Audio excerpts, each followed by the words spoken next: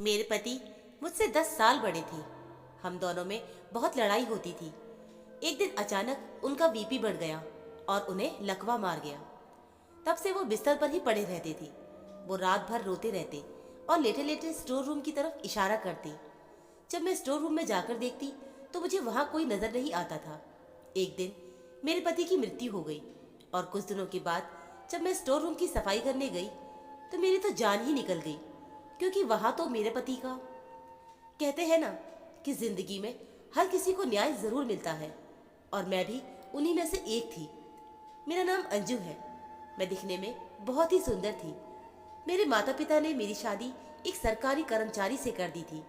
वो ऑफिस में एक ऊंचे पद पर था, लेकिन उम्र में मुझसे 10 साल बड़ा था। उसके सिर पर एक भी बाल नहीं थे।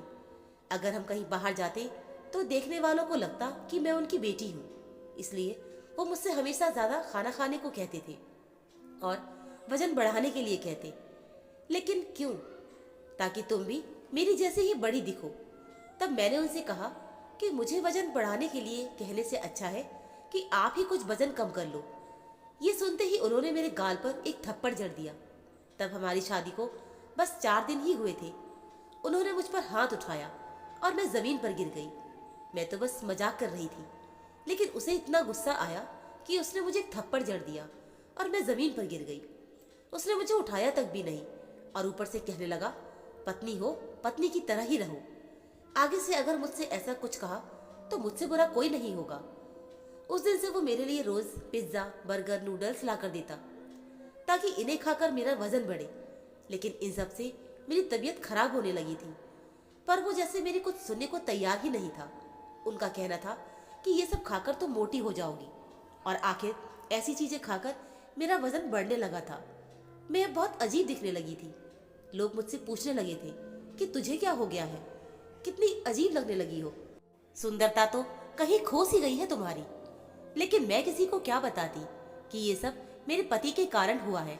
उन्होंने शादी के 4 दिन बाद ही मुझ पर हाथ उठाना शुरू कर दिया था, और ये मैं अपने माँ बाप को नहीं बता सकती थी। वो मेरे माँ बाप के बारे में बहुत अनाप शनाप बोलते थे। वो मेरी इज्जत तक नहीं करते थे। कभी किसी वजह से पैसे मांगती तो कहते कि खुद कमाओ और फिर जितना उड़ाना है उड़ा सकती हो।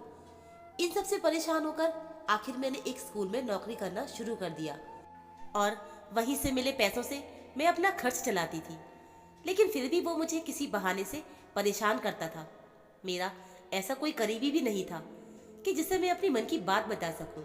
अब तो वो अपने दोस्तों के सामने भी मेरी बेइज्जती करने लगा था। उसे बहुत समझाती थी कि आपको जो कुछ बोलना है घर में बोलिए, पर कम से कम बाहर लोगों के सामने तो ऐसा मत बोलिए। फिर सोचती कि शायद ऑफिस के काम की वजह से परेशान होते होंगे, इसीलिए वो जो कुछ कहते हैं मैं सब कुछ चुपचाप सहन कर लेती थी। लेकिन वो तो मुझ पर अपना सारा गुस्सा निकालकर खुद दोस्तों के साथ मजे करता था। उसके दोस्त जब घर आते तो मेरी एक जिम्मेदारी रहती किचन संभालने की और उनके अलग अलग ऑर्डर पूरा करने की। इसके बावजूद भी वो मुझसे कभी भी खुश नहीं रहता था। मेरे पति को अच्छी खासी तनख्वाह भी मिलती थी, लेकिन उसने कभी भी मेरे बारे में नहीं सोचा। बस खुद के ही शौक पूरे करता था। और अब तो हमारे घर में हमेशा लड़ाई होती रहती थी। अगल बगल के हमारे बारे में बात करते रहते थे। एक दिन हमारे घर में बहुत जोर से लड़ाई हुई। वो मुझसे कह रहा था कि तुम्हें एक अच्छी सी सब्जी बनानी नहीं आई, जो दाल बनाकर रख दी, मूर्ख कहीं की। तुम्हें पता है ना, मुझे दाल बिल्कुल पसंद नहीं है। तब मैंने कहा कि मेरे पास पैसे नहीं थे और घर में कुछ बनाने के लिए भी नहीं था, इसीलिए दाल चावल बना दिए। तुम तो घर में ध्यान देते नहीं हो कि क्या है और क्या नहीं, इससे तुम्हें कोई लेना देना नहीं है। वो गुस्से से लाल हो गया था। उसका शरीर गुस्से से कांप रहा था और कहा कि अभी के अभी इस घर से निकल जाओ। तुम वैसे भी मुझे पहले भी पसंद नहीं थी। मजबूरी में मैं तुम्हारे साथ रह रहा था। जाओ यहाँ से। वो इतना गुस्सा कर रहा था कि उसका बीपी बढ़ गया और वो जमीन पर गिर गया। उसकी ऐसी हालत देखकर मैं खुद भी घबरा गई थी और जैसे तैसे उसे अस्पताल लेकर पहुंची। वहां जाने पर पता चला कि उसे लकवा मार गया है। अब वो कुछ बोल नहीं सकते थे और ना ही चल सकते थे। उनकी आंखें और 2-4 उंगली ही काम कर रही थी, बाकी पूरा शरीर काम नहीं कर रहा था। कुछ दिन उसे अस्पताल में ही रखा गया। घर लाने के बाद मैं उसकी देखभाल कर रही थी। मेरे पास और कोई रास्ता भी तो नहीं था और उसकी आंखों में अब पश्चाताप साफ साफ नजर आ रहा था। उसकी ऐसी हालत देखकर मुझे उस पर दया भी आती थी। हम औरतें होती ही ऐसी हैं, पति चाहे कैसा भी हो, बस उसे कुछ ना हो, और जिसके लिए कुछ भी कर गुजरने को तैयार रहती हैं। उसकी पूरी सेवा करके मैं अपनी नौकरी भी संभालती थी। उसे कुछ चाहिए होता तो वो मुझे इशारे करके बता देता था, और मैं भी अब उसकी सेवा करते करते उसके इशारे समझने लगी थी। उसे कुछ चाहिए रहता, भूख लगती या फिर बाथरूम जाना होता, तो वो मुझे इशारे से बता देता था। ऐसे ही एक दिन वो मुझे स्टोर रूम की तरफ इशारा कर रहा था। पहले तो मेरी कुछ समझ नहीं आया, फिर भी वो बार बार मुझे समझाने की कोशिश करता रहा, पर मेरी कुछ समझ में नहीं आया। मैंने उसकी सेवा के लिए एक मेड रखी थी, क्योंकि जब मैं स्कूल जाती तो उस वक्त कोई तो चाहिए था। उसके पास पैसों की जरूरत तो थी, पर उसे ऑफिस से मिलने वाले पैसे अभी तक मिले नहीं थे। नाते रिश्तेदार पहले आते थे, लेकिन अब कोई नहीं आता था, फोन तक नहीं उठाते थे। और ये सब अब मेरे पति को भी समझ आने लगा था कि जितनी पत्नी अपने पति की सेवा कर सकती है, उतनी सेवा और कोई नहीं कर सकता। फिर भी वो स्टोर रूम की तरफ इशारा करके रोता था। उसकी ऐसी दशा देखकर मुझे भी कभी कभी रोना आता था। हमारी शादी को ज्यादा वक्त नहीं हुआ था, सिर्फ 3 साल ही हुए थे, लेकिन इन 3 सालों में उसने मुझे बहुत परेशान किया था, और जिसकी उसे सजा भी मिल गई थी। पर पता नहीं क्यों वो स्टोर रूम की तरफ इशारा जाने का करता था, और जब वहां जाती तो मुझे वहां कुछ भी नजर नहीं आता था। पर कहते हैं ना, मौत की मुंह में होने वाला इंसान कभी झूठ नहीं बोलेगा। एक दिन हमारे घर एक लड़की आई जो खुद को मेरे पति की दूर की बहन बता रही थी, लेकिन मेरे पति कभी भी उससे मिले नहीं थे। वो आकर अजीब बातें करने लगी थी, जैसे उनका सर्विस फंड कब मिलेगा, बाकी की तनख्वाह कब मिलेगी। मैंने उसे बताया कि मैं रोज ऑफिस फोन करती हूँ, लेकिन वो लोग कोई ना कोई बहाना बनाकर बात आगे धकेल देते हैं। फिर वो बोली कि तुम इतने सारे पैसों का क्या करोगी। मैंने तब इतना ही कहा कि उनका इलाज एक बड़े अस्पताल में चल रहा है, ये पैसे उन्हीं के इलाज में लग जाएंगे। भगवान ने चाहा तो ये जल्दी ही ठीक हो जाएंगे। वो लड़की थी, उसका नाम किरण था। फिर वो बोली कि इन्हें तो इनकम बहुत अच्छी थी, फिर इन्होंने इतने पैसों का क्या किया, कहीं इन्होंने दूसरी शादी तो नहीं की। मैंने जवाब दिया कि मुझे नहीं पता कि इन्होंने पैसों का क्या किया, लेकिन अगर इन्होंने दूसरी शादी की होती तो जरूर वो औरत कभी ना कभी तो मेरे सामने आती ही ना। तब वो बोली कि तुम झूठ बोल रही हो, सरकारी नौकरी थी, इतने पैसे कमा रहा था, फिर जरूर इसने पैसे कहीं ना कहीं लगाए होंगे। मुझे उस पर बहुत गुस्सा आ रहा था, क्योंकि अगर मुझे उसके पैसों की मदद होती तो मैं खुद एक स्कूल में नौकरी क्यों करती, और अगर तुम्हें इतना ही लेना देना है तो तुम खुद क्यों नहीं पता करती ये सब चीजें। मुझे इन सब में कोई दिलचस्पी नहीं है। मेरी बात सुनकर उसे गुस्सा आ गया और वो वहां से चली गई। फिर मैं अपने बाकी के काम निपटाने में लग गई। तभी मैंने पति की तरफ देखा तो उसकी आंखों में आंसू थे।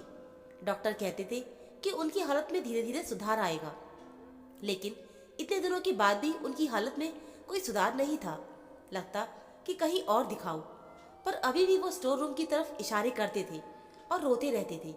डॉक्टर ने भी कहा था कि इन्हें ज्यादा स्ट्रेस नहीं होना चाहिए, वरना उनकी सेहत पर असर हो सकता है। और यही सोच सोचकर मैं परेशान हुए जा रही थी। एक दिन जब मैं सुबह उठी और अपने पति को जगाने गई तो वो उठ नहीं रहे थे और उनका पूरा शरीर ठंडा पड़ गया था। मुझे कुछ समझ नहीं आ रहा था, इसलिए मैंने डॉक्टर को फोन किया। डॉक्टर के आने पर पता चला कि वो अब इस दुनिया में नहीं रहे।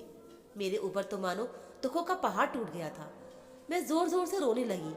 तब डॉक्टर कहने लगे कि जो हुआ अच्छे के लिए हुआ। ऐसी हालत में उनके लिए एक एक दिन भारी हो रहा था, और साथ ही आपको भी कितनी परेशानी थी। लेकिन डॉक्टर को ये कहाँ पता था कि अब तो उनके जाने से मेरा जीवन और मुश्किल हो जाएगा, क्योंकि उनके अलावा मेरा इस दुनिया में और कोई नहीं था। हमारी शादी के कुछ दिनों बाद ही मेरे माता पिता भी चल बसे थे। मैं दिन भर घर में अकेली रहती थी और स्कूल की छुट्टियां भी पड़ गई थी। मैंने उस मेड को नहीं निकाला था, उसी से बातें करके अपना मन हल्का कर लिया करती थी। एक दिन मैं अपना काम निपटा कर बैठी थी, उतने में दरवाजे की बेल बजी। देखा तो सामने एक औरत खड़ी थी। मैंने उसे पहचाना नहीं था, लेकिन वो सीधे घर के अंदर आ गई और आगे उसने जो कहा उसे सुनकर तो मारो मेरे पैरों तले जमीन खिसक गई हो। वो कहने लगी कि तुम्हारा पति मेरा भी पति था, तुम्हारी शादी के 5 महीने के बाद उसने मुझसे शादी कर ली थी। अब मेरी समझ आया क्यों मेरा पति हमेशा मुझसे क्यों कहता था कि मैं तुमसे प्यार नहीं करता और ना ही मुझे तुम में कोई दिलचस्पी है। मैंने उस औरत से गुस्से में कहा कि तुम्हें शर्म नहीं आई एक शादीशुदा इंसान के साथ फिर से शादी करने में। उसने कभी मुझे मेरा हक नहीं दिया था। मैं रात दिन उसके प्यार के लिए तरसती रही, एक एक पैसे के लिए उसके आगे भीख मांगती रही और तुम उसके पैसों पर ऐश करती रही। जब वो बीमार था तब क्यों नहीं आई अपना हक मांगने और सेवा करने। वो बोली, देखो मुझे तुम्हारी कोई बकवास नहीं सुननी है, मैं भी उसकी पत्नी हूँ और हमारा एक बेटा भी है जिसे मैं अपने साथ लाई हूँ और उसके पैसे उसकी धन दौलत पर मेरा भी उतना ही हक है जितना कि तुम्हारा, और इस घर पर भी हमारा हक है। अब मुझसे रहा नहीं गया। तब मैंने गुस्से में कहा कि सुनो, मुझे तुमसे कोई लेना देना नहीं। रही बात उसके पैसे की, तो वो उसके पैसे का क्या करता था मुझे कुछ नहीं मालूम। मैं अपना खर्च चलाने के लिए एक स्कूल में नौकरी करती थी और ये घर किराए का है और अब मैं भी किराए पर ही रहती हूँ। उसे मेरी बातों का विश्वास नहीं हो रहा था और वो घर की तलाशी लेने लगी। जब उसे कुछ नहीं मिला तो मुझे कोर्ट की धमकी देने लगी और वो वहां से चली गई। ये सारी बातें सुनकर मेरा सर चकराने लगा था। उसके ऑफिस पैसों के लिए फोन करती तो लोग आजकल कहते कहते बात टाल देते थे। स्कूल की भी नौकरी छूट गई थी, ना ही मेरे शरीर में इतनी ताकत बची थी कि मैं अब कोई नौकरी ढूंढ लूं। 2 दिन बाद घर का मालिक किराया मांगने आया था और मैंने उससे कुछ समय मांगा। उसके हाथ पैर जोड़े, लेकिन वो एक पत्थर दिल इंसान था जो कुछ भी सुनने के लिए तैयार नहीं था। लेकिन थोड़ी देर बाद वो मेरे पास आया और बोला, ठीक है तुम यहाँ रह सकती हो, वो भी बिना किराया दिए। ये सुनकर मेरी जान में जान आ गई। वो बोला कि जैसा मैं कहूँगा तुम्हें वैसा ही रहना पड़ेगा, और वो मुझे समय देकर चला गया। मेरे मन में बस यही ख्याल आया कि काश मेरे पति ने ये घर खरीद लिया होता, तब मुझे आगे के जीवन की चिंता नहीं होती। पर मैंने सोच लिया था कि मैं लोगों के घर का काम करूंगी और ये घर नहीं छोड़ूंगी। मैं घर का छोटा मोटा सामान बेचने लगी। ऐसे ही करते करते एक दिन स्टोर रूम तक पहुंच गई।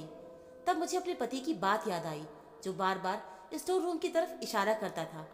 मैंने उस दिन फिर से स्टोर रूम में बहुत ढूंढा, लेकिन मुझे कुछ नहीं मिला।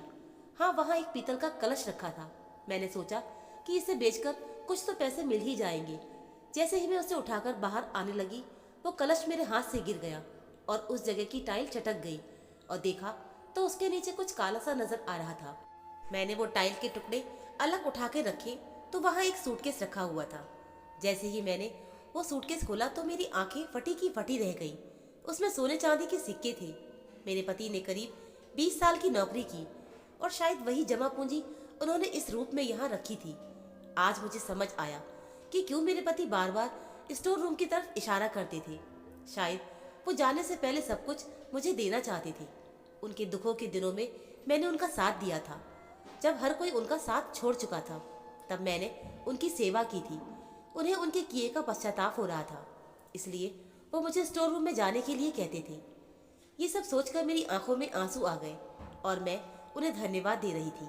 मैंने तुरंत अपनी मेड को बुला लिया और घर में जो कुछ सामान रहा था वो उसके हवाले कर दिया और उसे कुछ पैसे भी दे दिए, क्योंकि मैं घर के मालिक के आने से पहले घर खाली करना चाहती थी, क्योंकि मुझे डर था कि कहीं वो मेरे साथ कोई ज़बरदस्ती ना करे। मैंने उस मेड की मदद से वो शहर छोड़ दिया और दूसरे शहर में आकर खुद का घर ले लिया। मेरे पास अब खुद का घर, गाड़ी, सब कुछ है। फिर मन में ख्याल आया कि मुझे दूसरी शादी कर लेनी चाहिए, क्योंकि अभी मेरी उम्र सिर्फ 24 साल है। फिर मन में ख्याल आया कि अब आगे की ज़िंदगी दूसरे की शर्तों पे नहीं जीनी थी। मेरी पढ़ाई सिर्फ 12वीं तक ही हुई थी, इसलिए मैंने सोचा कि मैं आगे की पढ़ाई पूरी करूंगी और खुद के पैरों पर खड़ी होंगी। ये पैसे आज हैं, कल नहीं होंगे, इसकी कोई गारंटी नहीं दे सकता। मैंने आगे की पढ़ाई के लिए एक कॉलेज में एडमिशन लिया।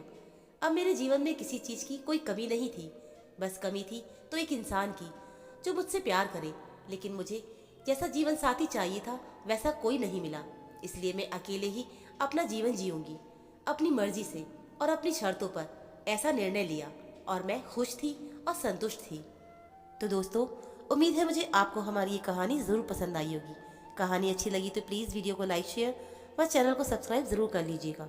तो मिलते हैं फिर एक नई कहानी के साथ। कहानी सुनने के लिए आप सभी का बहुत बहुत धन्यवाद।